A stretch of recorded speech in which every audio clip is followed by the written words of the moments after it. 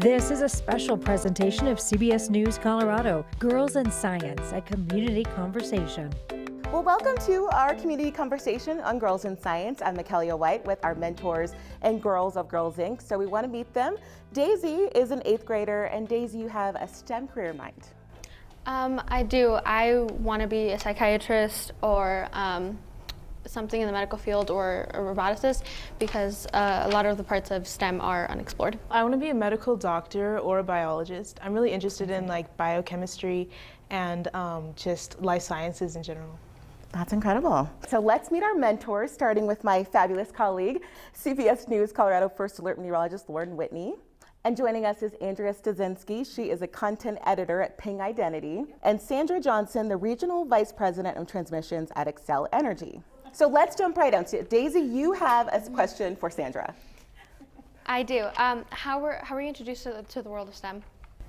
I got introduced in probably at your grade. In 8th grade, I became really interested in math. Math was kind of my entry. And then through math, then I also decided I loved my science classes. And so really it started really young. It started with one of my teachers who encouraged me. I kind of had a little bit of a natural talent for it. I'm not saying I was excellent at it, but it's something that I loved. I loved the challenge of it. It made me feel comfortable. It made me feel confident. And so really at your age is when I decided that STEM was going to be something that I would pursue. And Lauren and Andrea, if you kind of want to talk about how you got into STEM as well really quickly too. I think I was always exposed to it. My mom's undergrad degree is in physics. My dad's undergrad is in math. Oh, for sure then. They both went to mines, and I did not. But yeah, STEM was just always around. Well, that's cool. So I think I just grew up in that kind of environment. That's awesome. I always really loved math in high school, and some of the classes were, I wouldn't say easy, but I think it clicked really well for me. And then I had a really amazing biology teacher and chemistry teacher in high school, so that made me really appreciate science and math, and I really enjoyed going to those classes. I kind of fell out of that in college because I went to journalism school, so you don't take a lot of STEM or STEAM classes. Right. But then when I got my first job in journalism, I also started doing the weather, so then a science component became part of my job, and then I went back to school for meteorology later in life. Now, Lauren, you have a question for Lauren as well. Yes, I was curious, how was going from being a beginner to chief meteorologist a challenge for you?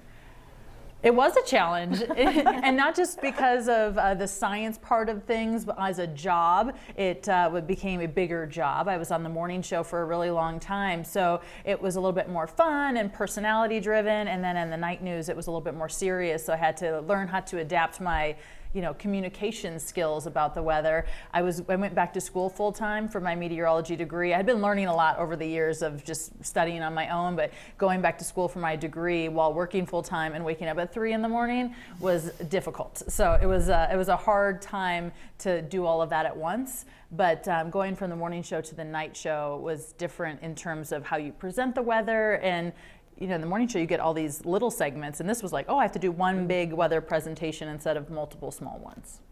And Andrea, too, and Sandra, what were the challenges that you faced in your career? You kind of blossomed. Well, I actually did an entire career shift. I was a high school English teacher for 8.5 years, and now I do content editing for software documentation. So I'm still learning all the time.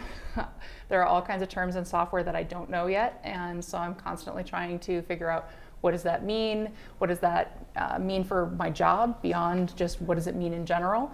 And so that was a huge challenge, a completely different world. That's amazing, though. Yeah. Switch careers.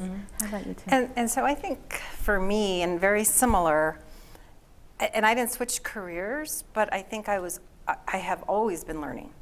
So I have switched roles many, many times. And I think in each role, each new role, I have to learn new things. So I feel like I'm always learning. I'm always a little bit uncertain. And then I feel like I get it. And then as soon as I get it, I feel like I move on to something else. So I'm constantly challenging myself. That's awesome. That's really cool. Yeah. So much good information here. So we'll go to a quick break and we'll be right back. Welcome back, everybody, to our Girls in Science community conversation. We're here with Daisy and Lauren from Girls Inc. Now, Daisy, I know you have a question for Andrea. As a content editor, what market do you think you affect the most? What market? I would hope that I affect our end users, honestly, because if I don't edit something correctly, then the end user can't configure the software correctly, and that can actually lead to data breaches, and your identity and your personal information gets out where it shouldn't be. So that's the hope, I guess. And Lauren, how about you? How do you see impact? Well, the weather is such an important part Yeah. of your day, whether it's snowing or it's going to be super hot outside. You need to be prepared for your day. So my job is to, focus on making a really great forecast so I can hopefully help you plan your day or plan your trip or your travels. So my job has a fairly big impact on making sure that the public knows what's going to happen, so that way they know if there's school the next day, or it's going to be too icy to drive to work, or maybe it's going to be super hot, so you need to pack some extra water for work. Yeah, Lauren, we so appreciate it. How about you, Sandra, the impact for you?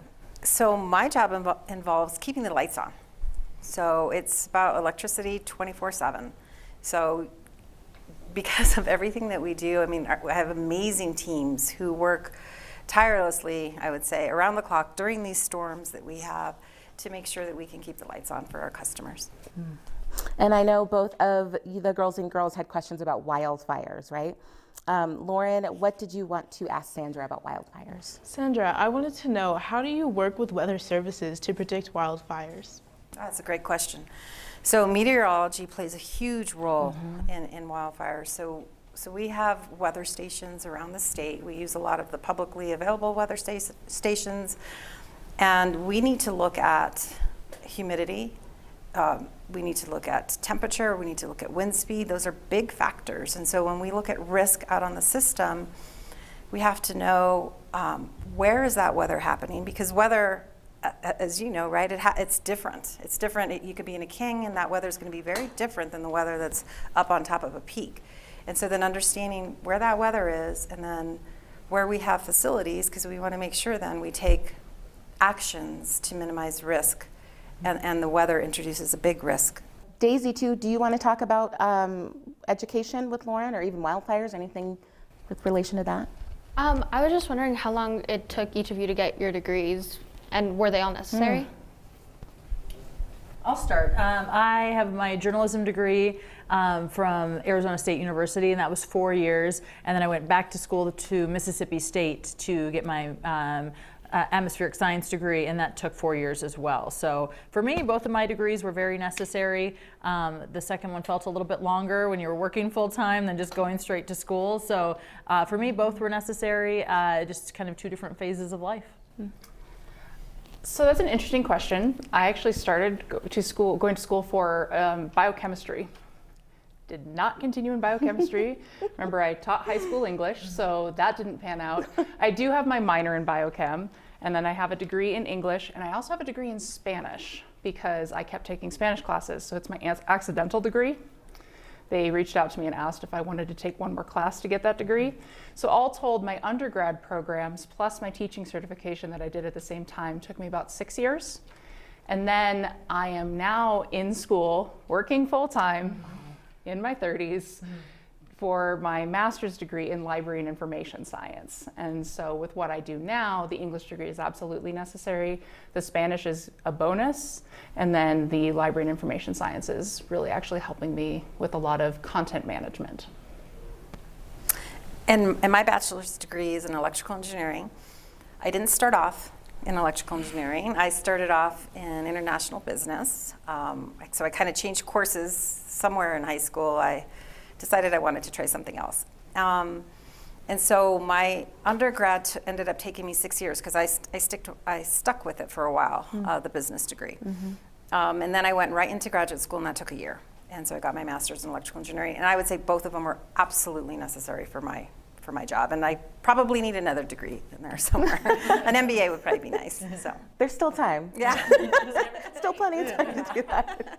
I love school. I love school. Love Yeah, learning. love it. Yes. So we have one more question from you, Lauren, too.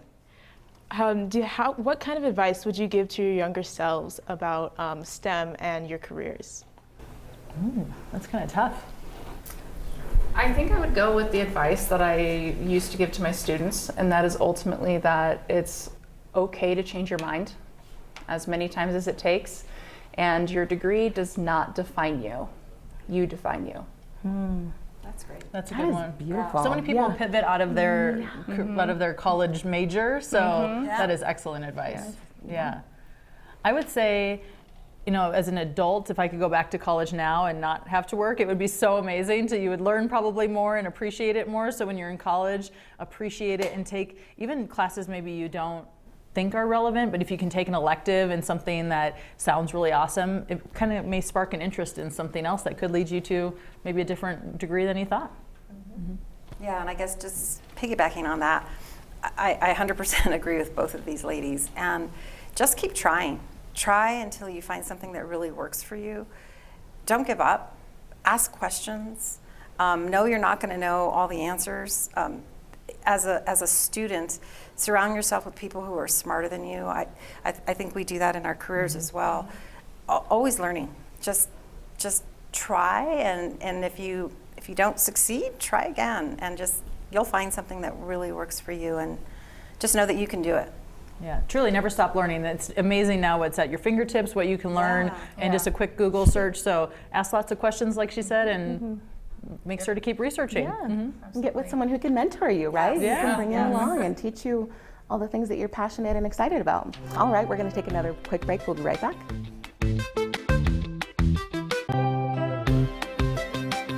So we have a few more minutes here of our Girls in Science community conversation. So we want to talk to the girls. So tell us a little bit about Girls Inc. and how you got involved in the Eureka program specifically too. Well, I'll start. I first heard about it through my mom's friend, and I decided to sign up because I thought it'd be a lot of fun. And this was during COVID, Right. so I had to do my interview and my STEM camp online. And when we first started coming back into the building, we were learning about all types of different STEM, architecture, we were learning about food sciences, health sciences, and it really just helped me spark an interest. And I already had an interest in STEM, but it contributed to me learning more about the different careers and options that are available. It's wonderful. It was a program that my school had running. They were teaching us about sex education, and Eric asked if any of the 7th graders wanted to join a program for during the summer so that we could explore and extend our knowledge of STEM. And so I signed up, and I haven't done much because I'm new, but it's really fun because I get to explore what I didn't think I would be able to. What do you love most about it? What's your favorite part? Well, my favorite part of STEM is science, but maybe that's just because my science teacher shows us different parts while also staying at our level. Right now we're doing biology, which is really fun. I enjoy genes and chromosomes and whatnot. I like that too. I thought that was so interesting. Yeah. Yeah, that's why I started in biochem. Yeah. So we want to get into some more questions here. Daisy, we know you have a question for Andrea coming up here too. Were there any times that you wanted to give up, and if so, how did you start again? I would say I still go through phases where I'm like, I'm going to become a hermit and just, find something else to do with, living or something. But I think giving up is kind of a natural course of a lot of things, but especially with when I was still doing biochem, having the 2 minors of English and Spanish helped get me through it. And then when I realized I wasn't loving biochem as much as I thought I should be or even would be, I switched. I changed my mind. I tried something else, as Sandra has said. And that helped me realize that it wasn't the end. I could find new ways of doing things. There are a lot of scientists and researchers out there who do not know how to write. They know the basic mechanics, but they can't communicate, which opened up an entire new world of possibility for me. And it took me a little bit longer to get there, but yeah, you could write about science, and I've always loved writing. So it helped me connect with who I am and the things I love. And that was important for me to get through those obstacles of wanting to give up. Was it scary to initially make that transition to you? Were you just terrified, or what were you thinking? When I changed my major, or when I left teaching?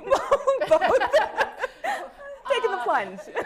So I was mentioning during the break that I had already chosen my advisor for my honors biochemistry thesis. Yeah.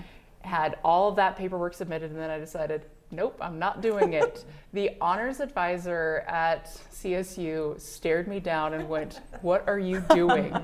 And then looked at all the credits I'd accumulated and went, "How do you not have a degree?" And so that was a little nerve-wracking, and I was so terrified of telling my mom. Yeah. Because I just felt like I was going to be disappointing her. And she just looked me in the eye and went, "If it's going to make you happier, go ahead and do it."